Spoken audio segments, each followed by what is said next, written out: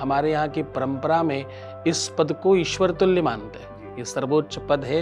इस पंथ के, इस मत के मानने वाले कहते हैं कि इस पद पर बैठा हुआ व्यक्ति भगवान तुल्य है, ईश्वर तुल्य है। सर्वे भवन्तु सुखिनः, सर्वे सन्तु निरामयाः, सर्वे भद्राणि पश्यन्तु मा कश्चित् दुःख भाग् भवेत्। हमारी पहली यूनिवर्सिटी है जहां हम सनातन को आगे रख करके काम कर रहे हैं। हम सनातनी व्यवस्थाओं को आगे रखकर काम कर रहे हैं। हम सनातन एआई पर काम कर रहे हैं। हम सनातन शिक्षा पर काम कर रहे हैं। सनातन एआई की आवश्यकता इसलिए है कि हमारा जो देश है, इसमें हम लोगों को आदत है सब चीजें हाथ में मिलने की। कुछ भी जब नया आता है तो वो आगाज है।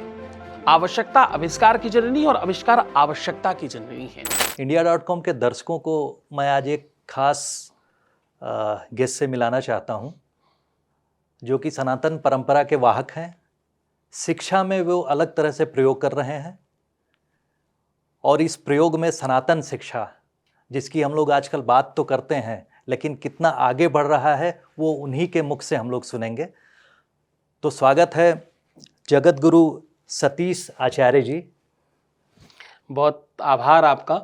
मैं आपका और आपके तमाम दर्शकों का बहुत अभिवादन करता हूं और इस अवसर के लिए, इस धर्म प्रचार की यात्रा में मुझे इस मंच को साझा करने का अवसर मिला, इसके लिए बहुत धन्यवाद। सबको जय जय श्री सीताराम। एक बात कहकर मैं आपको ओवरटू करूं कि जब तक मैं इस पद पर नहीं था तब तक मुझे आचार्य सतीश कहते थे जी। तो क्योंकि इस पद की अपनी मर्यादा है, इसका अपना एक नामकरण है, तो अब मुझे जगत गुरु स्वामी रामानंदाचार्य सतीशाचार्य जी कहते हैं जी। तो वो सतीशाचार्य एक क्योंकि इस पद्धति में, हमारे यहाँ की परंपरा में इस पद को ईश्वर तुल्य मानते हैं। ये सर्वोच्च पद है। राम और कृष्णम वंदे जगत गुरु, रामानंद स्वयं रामो प्रातुर्भूतो महीतले। इस पंथ के, इस मत के मानने वाले कहते हैं कि इस पद पर बैठा हुआ व्यक्ति भगवान तुल्य है, ईश्वर तुल्य है। जी। तो मुझ अकिंचन को, मुझ दास को ये अवसर दिया है, इसके लिए भी मैं एक बार बहुत आभारी हूँ इस व्यवस्था का। जी। जिस तरह से आपने अपने बारे में अभी परिचय दिया थोड़ा सा, उसमें मैं जैसे कहा जाता है कि सनातन परंपरा में जो जगत गुरु ईश्वर तुल्य हो जाते हैं, आपकी परंपरा में महर्षि जो शब्द भी शामिल है जी। जैसे कि अभी आपसे कुछ देर पहले मेरी बातचीत हुई है, तो उस पर भी थोड़ा सा प्रकाश डालिए, क्योंकि लोगों को जो है इन सब, जिस जगत गुरु की परंपरा या महर्षि परंपरा, इसके बारे में जो है बहुत कम ही पता होता है। तो मैं तो चाहूँगा थोड़ा सा हमारे दर्शकों के लिए जो है आप इस पे भी थोड़ा सा प्रकाश डालिए। जी, बहुत सारे, ये बहुत अच्छा प्रश्न है। तिलक और हर व्यक्ति का टीका अलग है, हर व्यक्ति का वस्त्र अलग है। इस आधार पर सामान्यतः लोग साधु, सन्यासी, महात्मा, संत, अमलात्मा, सिद्धात्मा, योगी, यति, बहुत अलग अलग नामों से लोग जानते हैं, पर उसका अंतर नहीं पता होता। जी जी जी। अब इसमें परंपरागत बहुत लंबी यात्रा है। वैसे तो ये बहुत लंबी बात, मैं तो नटशल में, शॉर्ट में कहूँगा आपसे। सामान्यतः आपको कहूँ तो इसमें दो परंपराएं हैं जी। एक है वैष्णव साधु जी, और एक है शैव साधु। साधु जो वैष्णव हैं वो राम, कृष्ण, हनुमान और दुर्गा, काली के उपासक हैं।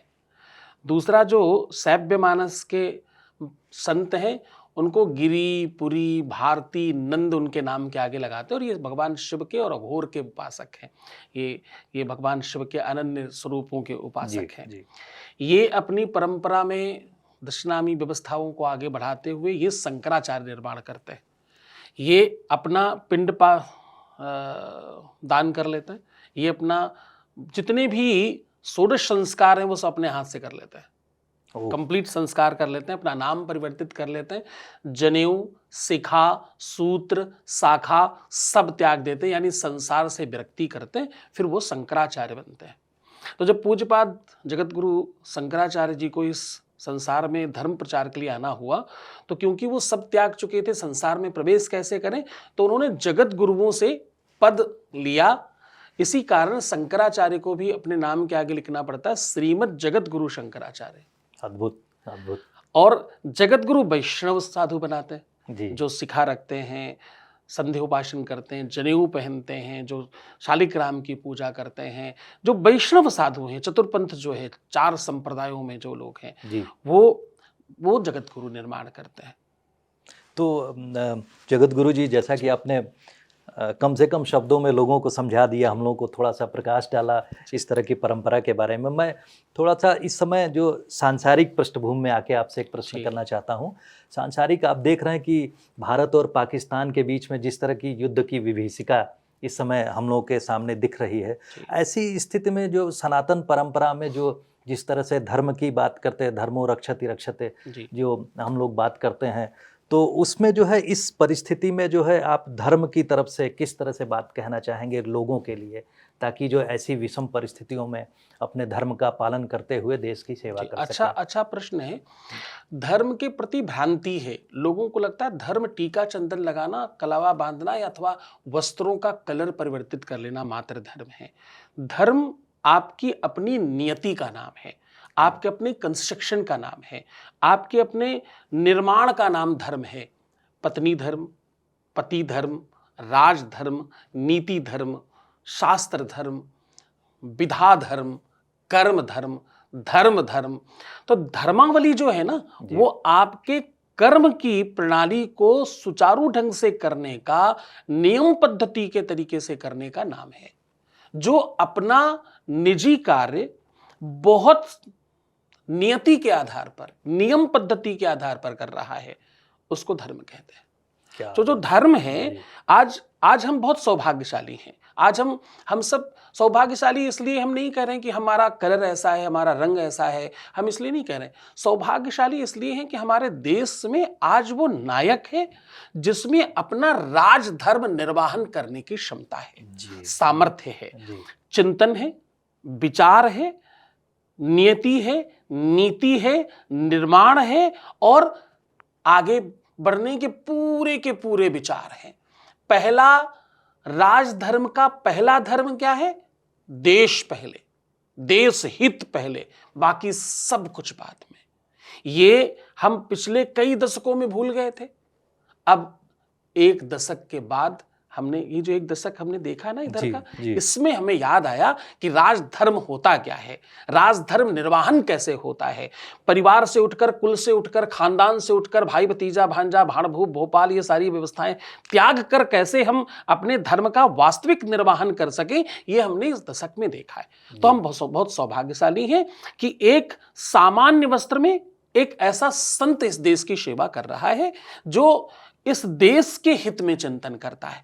उसके अपने घर बनेंगे कि नहीं, मकान बनेगा कि नहीं, महल बनेगा कि नहीं, कई लाख हजार करोड़ का उसका एम्पायर खड़ा हो जाएगा कि नहीं, उसके अपने दामाद, उसके अपने जीजा, उसके भतीजे, उसके नाना, उसका फूफू, उसकी मामा, उसका बुआ, उसके तमाम जो रिश्तेदार हैं, उनका भला होगा कि नहीं होगा, इस पर चिंतन नहीं किया। उसने इस बात में चिंतन किया कि हमारे देश के पिछड़े हुए प्रदेशों का कैसे विकास हो, हमारे देश के हर संप्रदाय को, हर क्षेत्र को कैसे बराबर प्रचुर मात्रा में सेवाएं प्राप्त हो सके, इस पर विचार किया। इस विचार का, इस सोच का, इस चिंतन का अभिनंदन और अभिवादन होना चाहिए। ये धर्म है। जी, धर्म की आपने व्याख्या करते हुए, इसके मैं राजनीतिक पक्ष में नहीं जाऊंगा।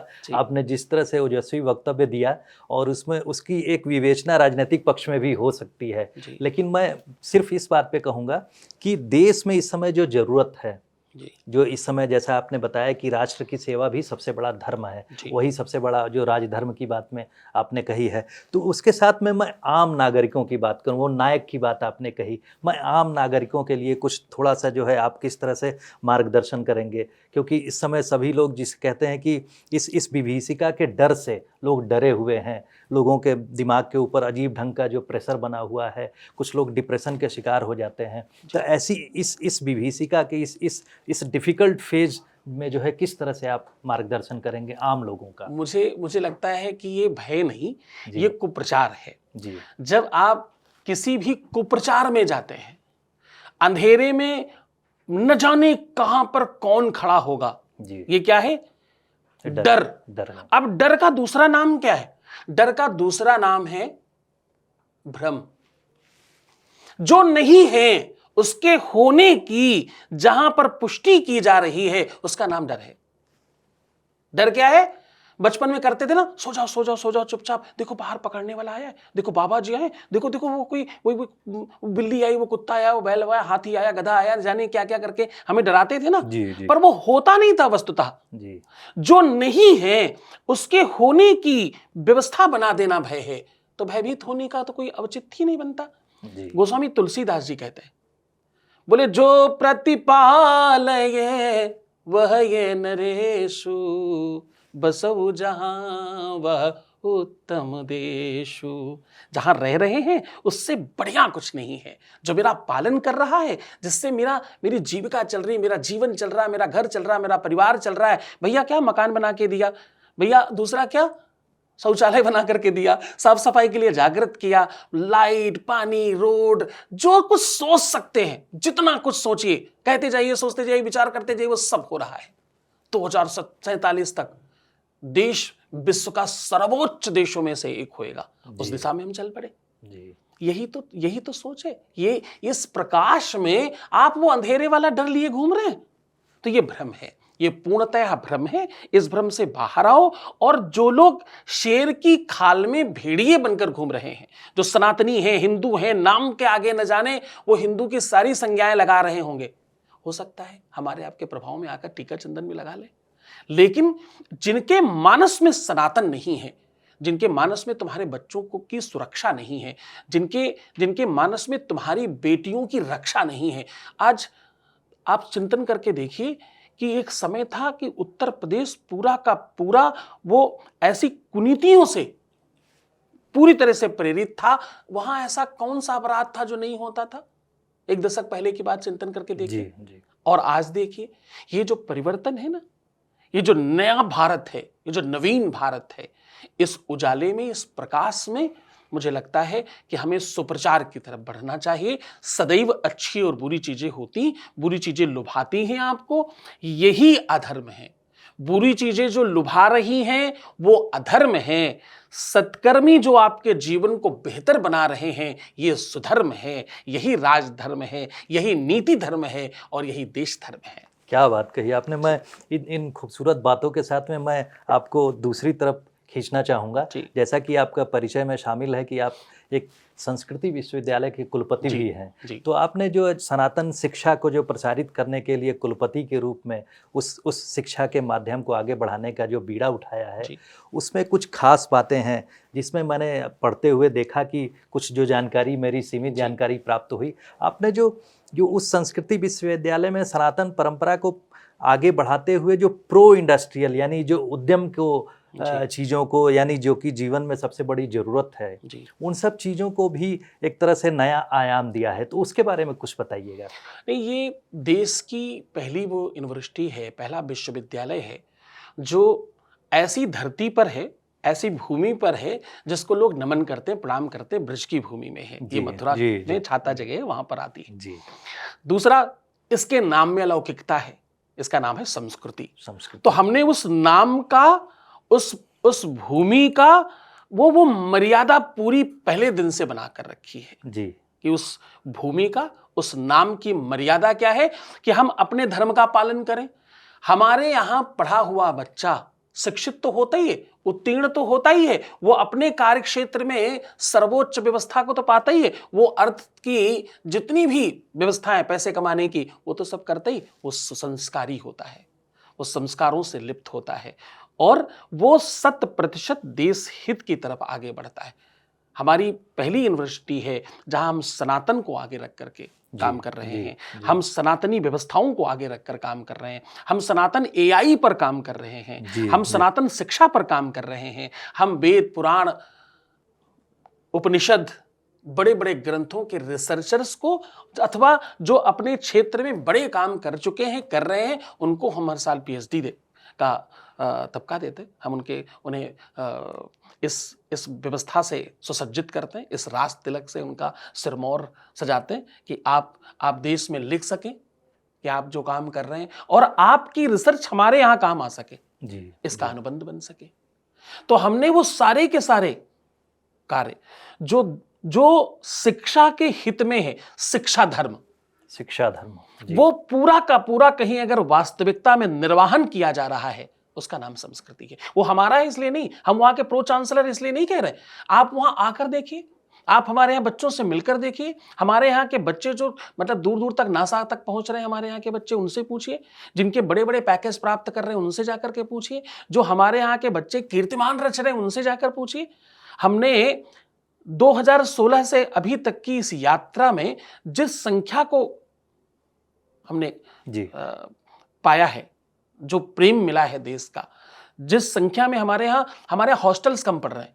पता हम हर साल हॉस्टल की संख्या बढ़ाते हैं और हमारे यहाँ कम पड़ जाती है। हमारे पास हर बार हम बोलते हैं यार अभी हमारे पास एडमिशन्स के लिए स्पेस नहीं है, जगह कम है। हमें हर बार सबसे पहले वो बोर्ड लगाना पड़ता है कि भाई हमारे पास अभी जगह नहीं है। हम क्षमा चाहते हैं, हम अगली साल इस पर और ताकत से और प्रयास करेंगे। ये पहली यूनिवर्सिटी है ऐसी।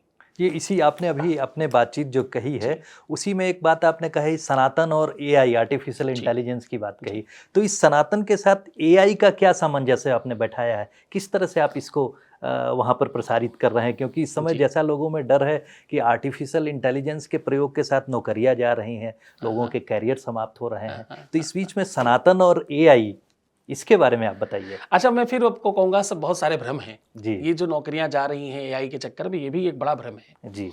कुछ भी जब नया आता है तो वो आगाज है जी। आवश्यकता आविष्कार की जननी और आविष्कार आवश्यकता की जननी है। जी। आपको केवल अपडेट होना होता है, आपको केवल और केवल अपने आप को और तैयार करना होता है, मात्र इतना सा है। नौकरियां जाती नहीं, नौकरियां और बढ़ती हैं। आप नंबर्स उठा करके देखिए तो और बढ़ाए। अब सनातन एआई की बात कर रहा हूं आपके। सनातन एआई की आवश्यकता इसलिए है कि हमारा जो देश है इसमें हम लोगों को आदत है सब चीजें हाथ में मिलने की। हम लोग जब विदेश जाते हैं तब पता चलता है कि भैया हमारे देश में कितना सुख है। मतलब आपको अपना शौचालय भी स्वयं साफ करना पड़ता है, आपको अपने खाए हुए बर्तन स्वयं साफ करने पड़ते हैं। हम सब तो साधु कह करते ही हैं, हमें तो आदत है। लेकिन इस देश में बड़ी आदत है कि हमें सब कुछ घर पे चाहिए। इस कारण न जाने कितने ऑनलाइन पोर्टल्स बन गए कि सब सामान घर पहुंचाने लग गए। कोई 5 मिनट में पहुंचा रहा है, कोई 2 मिनट में पहुंचा रहा है, कोई आधे घंटे में पहुंचा रहा है, कोई 20 मिनट में पहुंचा रहा है। सब अपने अपने उस होड़ में लगे कि कौन जल्दी पहुंचा करके दे देगा और कौन फटाफट ले जा करके इनके घर में ये सामान रख देगा। हमें कहीं जाना नहीं पड़े, हमें सब कुछ एक जगह मिल जाए, इसकी हमें आदत पड़ती जा रही है। इस होड़ से अगर हम पीछे रह गए तो हमारा सनातन कहीं लोगों के पास पूरा न पहुंच पाए, इसकी थोड़ी चिंता है। क्योंकि लोग उस बात को ही सत्य मान लेते हैं जिस बात को यहां वहां से सुनते हैं। मैं हमेशा कहता हूं कि लोग आंख से नहीं देखते, लोग कान से देखते हैं। मैं क्या कह रहा हूं? लोग कान से देखते, लोग आंख से नहीं देखते, लोग कान से देखते। जो सुनते हैं उसी को सत्य मानते हैं। जो सत्य है, जो सत्यापित सत्य है, जो वास्तविक सत्य है, सत्यव्रतम सत्य परम सत्यम सत्य से योनिम निहतम जो सत्य, वो सत्य नहीं है। जो परमात्मत्व वाला सत्य है वो सत्य नहीं है, जो सुना गया है वो सत्य है। इस देश की ये थोड़ा दुर्भाग्य है। इस कारण सनातन एआई की आवश्यकता है ताकि आप सही चीज सुने। जब आप सर्च करें, जब आप खोजें तो आपको सही और वास्तविक जानकारी सनातन की मिले। हमारा सनातन बहुत रिच, बहुत संपन्न है। हमारे वेद, पुराण, उपनिषद, हमारे ग्रंथ, हमारे धर्मशास्त्र, हमारे दर्शन शास्त्र, इतना रिचनेस है इसमें, इतनी संपन्नता है इसमें। एक एक ग्रंथ पूरे विश्व पर राज्य कर सकता है। एक ग्रंथ को जान लेकर आप विश्व के विश्व गुरु बन सकते हैं। हमारे पास तो 18 पुराण हैं, 4 वेद हैं, उपनिषद हैं, हमारे पास दर्शन शास्त्र हैं, हमारे पास 6 शास्त्र हैं, हमारे पास न जाने कितनी सारी ऐसी चीजें। जी हाँ, इसी बीच में मैं एक बात और कहना चाहूँगा। आपने शास्त्रों और पुस्तकों की, जैसे कि आजकल मॉडर्न एरा में बात होती है, तो मैं कहूँगा कि पूछना बस ये चाह रहा हूँ कि जिस तरह से कुछ धर्म विशेषों में जो है पुस्तक की, एक खास पुस्तक की महत्ता होती है। हमारे यहाँ आपने इस जो अगाध परंपरा है, जो प्रचुरता है धार्मिक जो लिटरेचर का है या जो किताबें हैं, उसके बीच में जो हमारे यहाँ परंपरा है कि किसी खास किताब पे विशेष जो है परंपरा में अभिरुचि पैदा करने की कोशिश नहीं की गई या उससे दूर कर दिया गया। तो उसके बीच में एक जो श्रीमद् भगवद गीता की बात आती है, उसके बारे में आप बताइए कि कैसे हम लोग जो कम से कम एक पुस्तक हो जिसके बारे में, क्योंकि इतनी बड़ी प्रचुर सामग्री है उसको सब कोई नहीं पढ़ सकता है।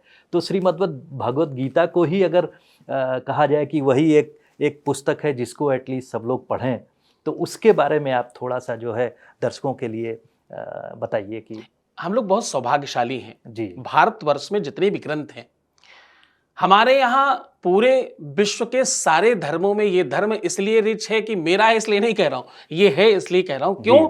क्योंकि ये पहला धर्म है जहां पूछने की पूरी अभिव्यक्ति है। जी आप प्रश्न कर सकते हैं, इस बात की पूरी छूट है। हर ग्रंथ हमारे यहां प्रश्नोत्तरी पर आधारित है, जिसमें गीता तो 100% दूसरा कुछ है ही नहीं।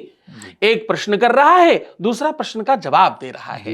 एक याचक है जो अपनी जिज्ञासाओं को जान लेना चाहता है, समझना चाहता है, और दूसरा पूरे विधि के साथ, पूरे नियम के साथ और पूरे प्रमाण के साथ बता रहा है। जिस पर बताया एक को जा रहा है। अलौकिकता देखना क्यों पढ़ना है, प्रश्नोत्तरी क्यों पढ़ना है? प्रश्न एक का है, जिज्ञासा एक की है, पर बताते समय ऐसा बताया गया कि समूचा विश्व उसमें समाहित हो जाए। ये ताकत है गीता में। इसलिए मैंने छोटा सा प्रयास किया है। आप जहां पर आप बुक स्टॉल्स पे जाकर के, मैंने अष्टावक्र गीता को बिल्कुल सामान्य भाषा में लिख दिया है। मेरी लिखी हुई 50 किताबों में से एक किताब अष्टावक्र गीता है।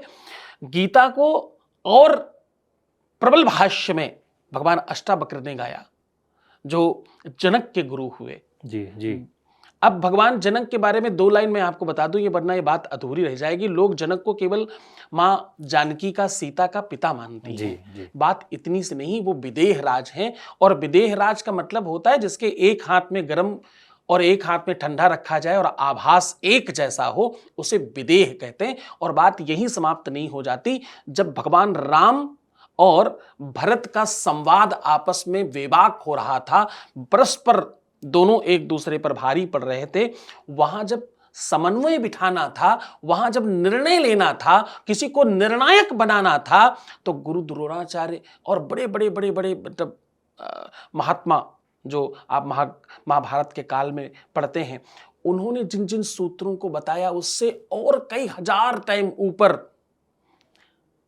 ये अष्टावक्र भगवान ने जो गीता गाई, उसके कारण भगवान राम और भरत, इनके वशिष्ठ गुरुदेव ने कहा कि इसका निर्णय तो जनक करेंगे क्योंकि ये विदेह राज हैं। और उन्होंने निर्णय किया, और इस प्रकार निर्णय किया कि भरत को भी लगा कि मेरे पक्ष में हुआ, राम को भी लगा कि मेरे पक्ष में हुआ। दोनों पक्षों ने माना, निर्णय बिल्कुल इस प्रकार का हुआ। इस प्रकार का निर्णय समूचे विश्व में सिर्फ और सिर्फ अगर कोई कर सकता है तो वो अष्टावक्र का शिष्य कर सकता है, जिसका नाम विदेह राज है।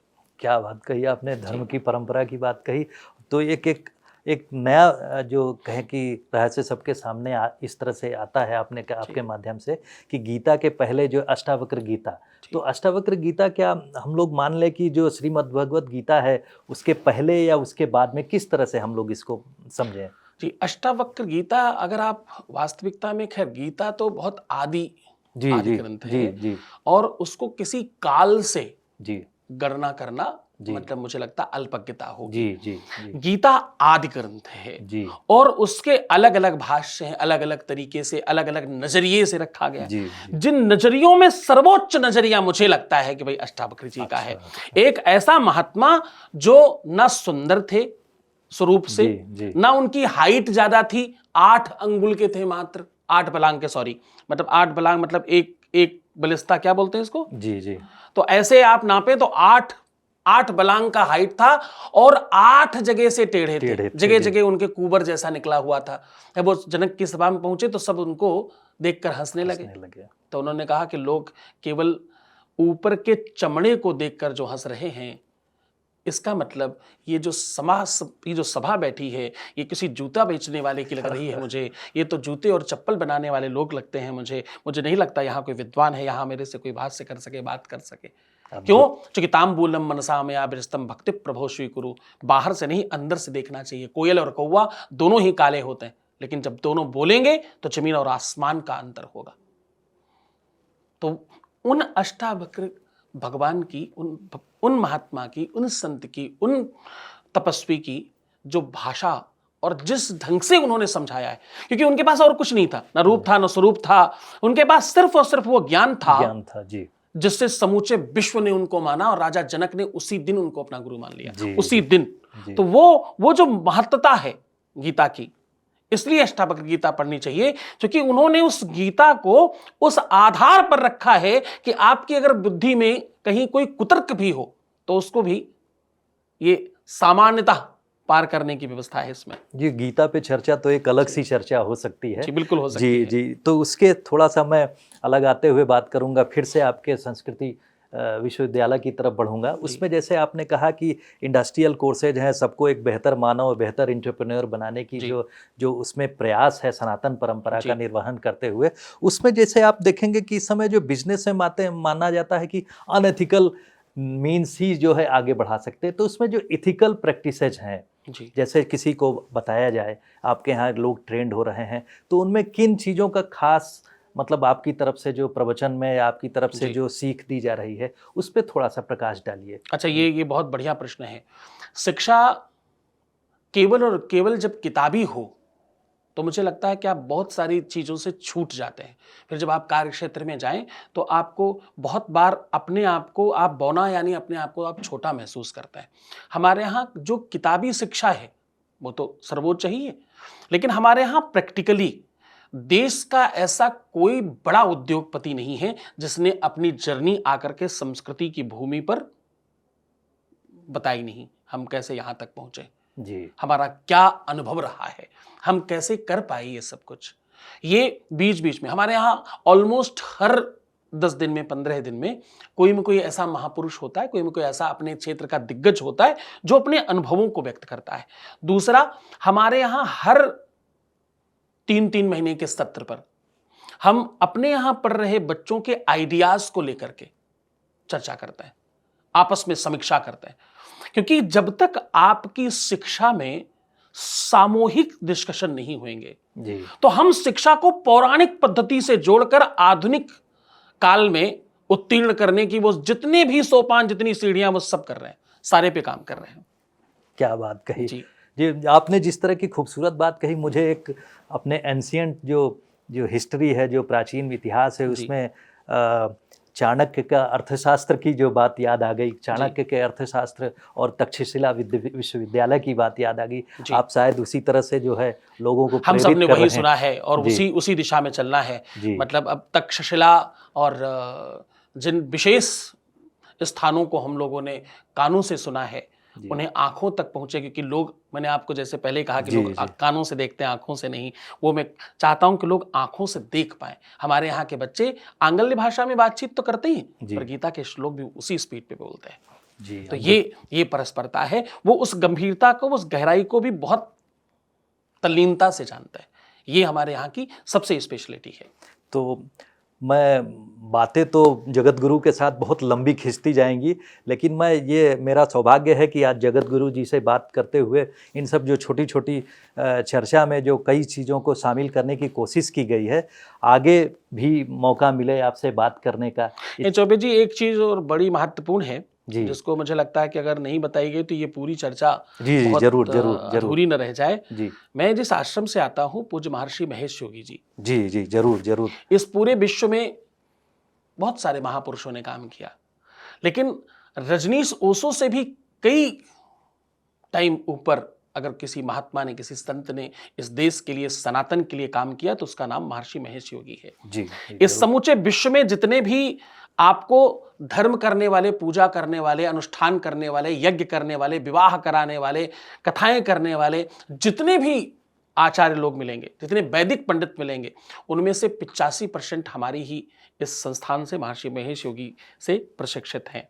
एक टाइम पर हमारे यहाँ बीटल्स बैंड, आजकल जिसे आप वो कोल्ड प्ले जैसा समझते हो, इससे कई टाइम ऊपर उस समय बीटल्स बैंड हुआ करता था। वो हमारे यहाँ महीनों महर्षि जी के चरणों में लौटते रहते। ऐसे विश्व का कोई देश होगा जिस देश का राष्ट्रपति उनका शिष्य नहीं हुआ। हमारे यहाँ से श्री रविशंकर शास्त्री उन्हीं के शिष्य होकर उसी परंपरा से आगे निकल कर गए, जिस आश्रम में मैं अभी हूँ।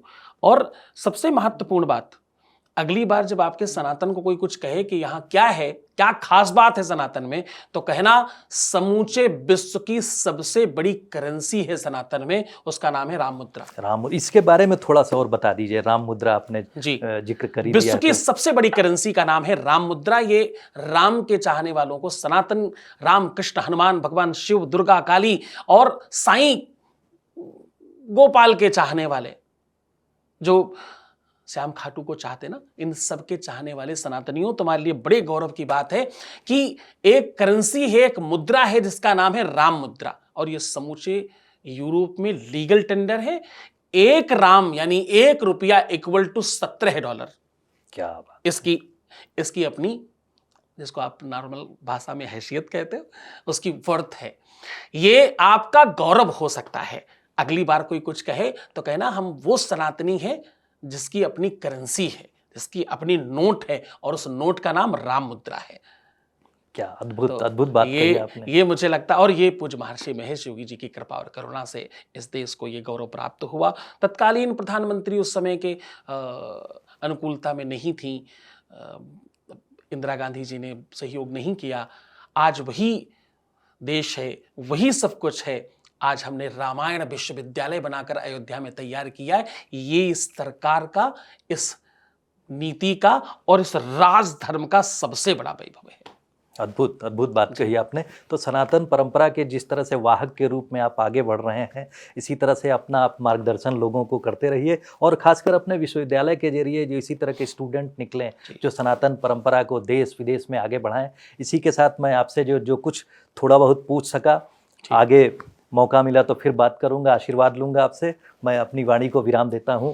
नमस्कार। सर्वे भवन्तु सुखिनः, सर्वे सन्तु निरामयाः, सर्वे भद्राणि पश्यन्तु, मा कश्चित् दुःख भाग् भवेत्।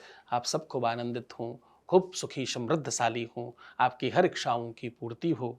मैं जगत गुरु सतीश आचार्य आप सबको खूब आशीर्वाद देता हूँ।